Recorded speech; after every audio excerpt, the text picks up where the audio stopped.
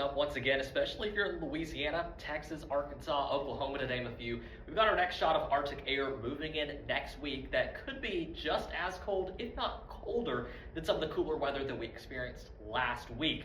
I do want to show you what we have the highest confidence in is the coolest temperatures. Those could be as low as the 20s, maybe even upper teens.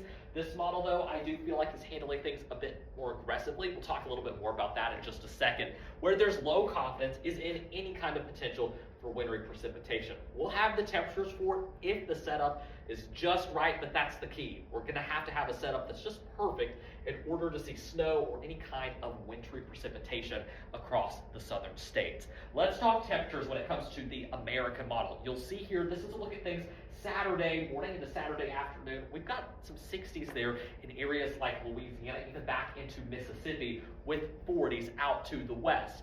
Then fast forward things, Monday morning, we're in the 20s across most of Louisiana, teens in northern Arkansas, 20s there across most of Arkansas as well. Then by the afternoon, this is Tuesday afternoon, high temperatures at their warmest may only reach the 40s in some spots. For us here in the south, that's some pretty cold weather that we're talking about before those temperatures overnight return back into the 20s. So what does the European model show? Well, taking the timeline back to about Saturday afternoon, we've got some 60s and 70s in areas like Louisiana and Mississippi. Then fast forwarding Monday morning, we've got some 20s, even some teens back over in Oklahoma.